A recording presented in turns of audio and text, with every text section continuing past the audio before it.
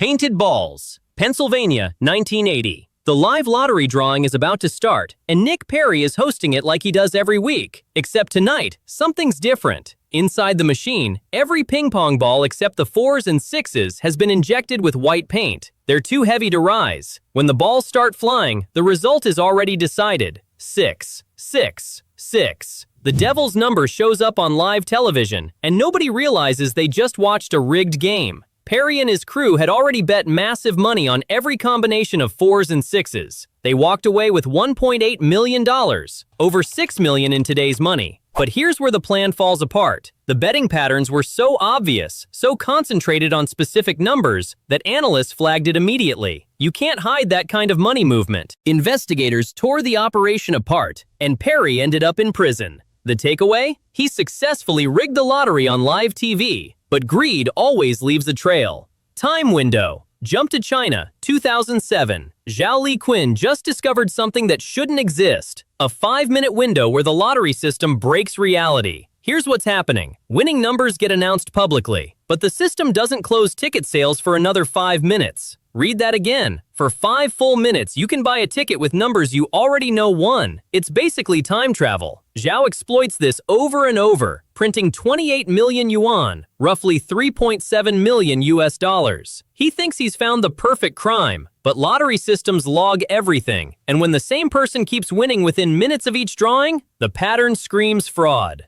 Authorities move in. Chinese courts don't negotiate. Zhao gets life in prison. 5 minutes of opportunity, an entire lifetime gone. Here's what's crazy. The exploit actually worked. The system was genuinely broken. But even a working exploit leaves digital fingerprints everywhere. Inside job, United Kingdom, 2009. Edward Putman needs help pulling off his scam, and he finds the perfect partner. Giles Knibbs works in the lottery's fraud detection department. Yes, the guy hunting scammers is about to become one. Together, they spot a £2.5 million jackpot sitting unclaimed, about to expire forever. Knibbs has access to the winning codes. They forge a damaged ticket and submit it right before the deadline. For years, it works perfectly. Then money destroys everything. After a massive argument about splitting the cash, Knibbs takes his own life. Case closed, right? Not even close. Dead men don't talk, but their bank records do. Investigators trace every communication, every transaction, every transfer.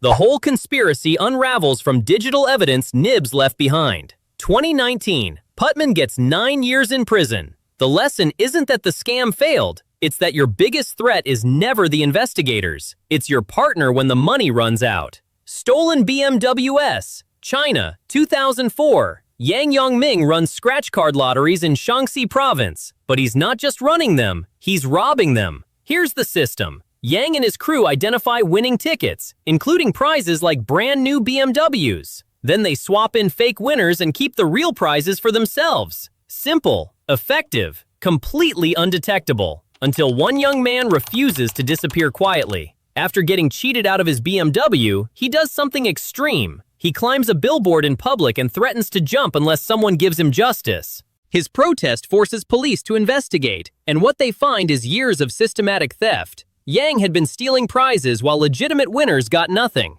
Now here's where China's legal system is very different. Yang was executed. Others got lengthy prison sentences. One person's refusal to accept injustice brought down an entire corrupt operation. Sometimes the bravest thing you can do is refuse to walk away quietly when you know you've been wronged. Syndicate betrayal. Australia, mid-2000s. Gary Barron manages a workplace lottery pool for his courier company. Just regular co-workers chipping in a few dollars each week. Then they hit it. $16.6 million. But instead of celebrating, Barron makes a move nobody sees coming. He claims the winning ticket is his personal purchase, not the group's. The next day, he quits his job, buys a mansion, buys a BMW, completely ghosts his former colleagues. His co-workers are watching this guy live in luxury with their money, and they're furious. They sue him hard. The case becomes legendary across Australia, a brutal lesson about greed versus friendship. Eventually, Barron settles out of court. Syndicate members get their shares, though the exact terms stay sealed forever. Here's your warning, and it's simple. If you're in a lottery pool with coworkers, friends, or family, get everything in writing. Paper trails save friendships. Handshake deals create lawsuits. 4 jackpots. Joan Ginther won the Texas lottery 4 times. 4 separate jackpots: 1993, 2006, 2008, 2010. Total winnings, $20.4 million.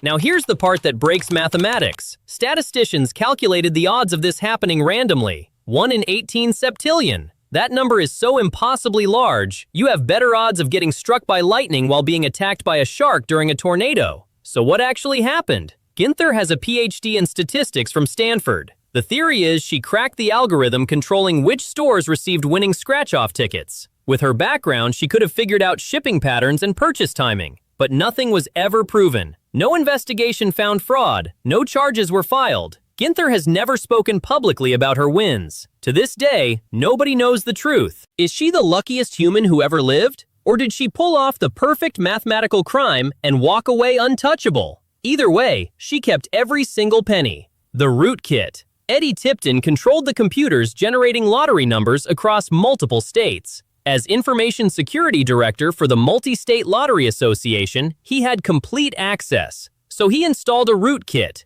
malicious code that let him predict winning numbers on 3 specific days every year. For years, he quietly rigged drawings in Iowa, Colorado, Wisconsin, Kansas, and Oklahoma. $24 million stolen right under everyone's noses while the public thought they were watching random chance. The system was perfect. Until Tipton made one catastrophic mistake. He bought a winning ticket himself. Lottery employees are banned from playing, period. Surveillance cameras caught him at the store. Investigators pulled that single thread, and everything unraveled. The mathematical improbability of his connections to multiple jackpots sealed it. He got 25 years in prison. Think about that. Tipton controlled the entire random number system. He could predict the future, and he still got caught because he couldn't resist playing the game himself. You can hack the lottery, but you can't hack basic human greed. Roll down profit. Jerry and Marge Selbee were retired in Michigan, living quiet lives, when they discovered something lottery officials apparently missed. The cash windfall game had a mathematical flaw. When jackpots rolled down, smaller prizes became guaranteed profits if you bought enough tickets. Not good odds, guaranteed. They weren't hacking anything. They just did math that lottery designers somehow didn't. The Selbees formed a company called GS Investment Strategies and played for 9 straight years. $26 million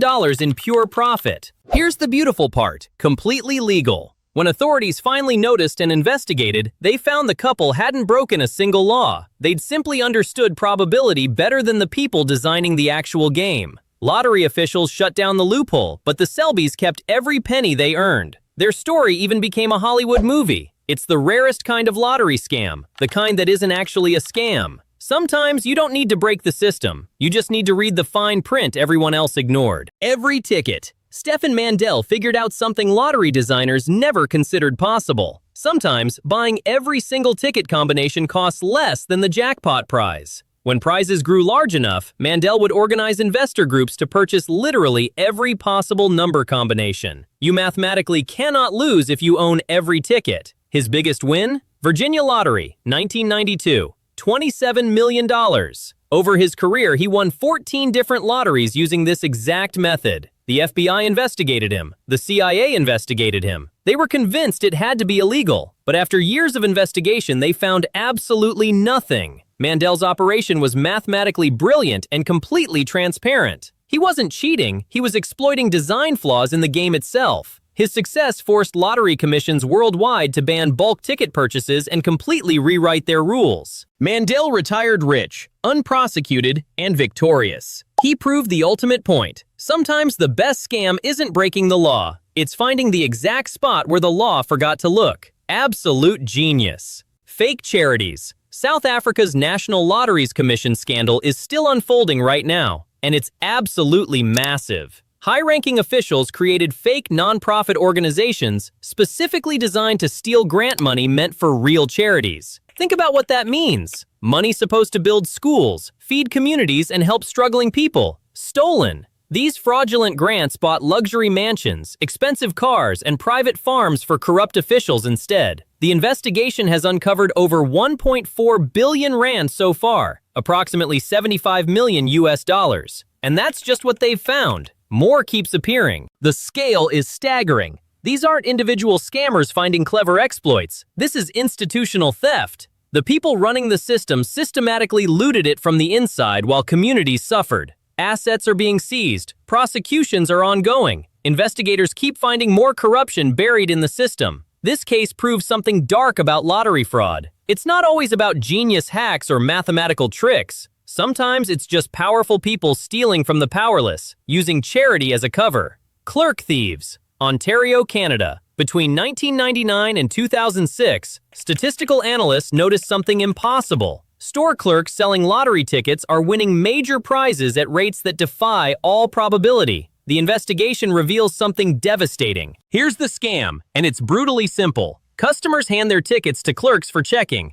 Clerks scan them, see their winners, then look customers straight in the eye and lie. Sorry, you lost. They pocket the losing tickets and claim prizes themselves. We're talking nearly $200 million stolen through basic, shameless lying. When the scandal explodes, the Ontario Lottery Corporation completely implodes. Executives get fired. Millions get paid to rightful winners like Bob Edmonds, who'd been cheated out of $250,000. They redesign the entire system. Now machines blast a loud "winner" jingle that everyone nearby can hear, making it impossible for clerks to lie about results. This scandal proves something important. The most effective scams aren't always sophisticated. Sometimes it's just trusting the wrong person with information only they can see. Blindfold trick. 1990s Italy. Milan, Naples, and Rome used blindfolded children to draw lottery numbers. A symbol of innocence and fairness the public trusts completely. But organized crime sees something else. Opportunity. Corrupt lottery officials and mafia associates start treating certain ping pong balls with varnish, making them smoother to touch. Other balls get heated or frozen to create temperature differences. The blindfolded children, whether they know it or not, are trained to feel for these treated balls during live televised drawings. For years, this runs completely undetected. $174 million defrauded from the Italian public while families watch drawings on TV, believing they're seeing random chance. This isn't just fraud. This is organized crime infiltrating government institutions and weaponizing children's innocence. When investigators finally expose it, the crackdown is massive. Lottery officials and mafia members arrested in coordinated raids across the country. The scandal destroys public trust in Italy's entire lottery system, forcing complete overhauls. It remains the largest physical lottery fraud in European history, proving that sometimes the oldest, cruelest tricks are the most devastating and effective.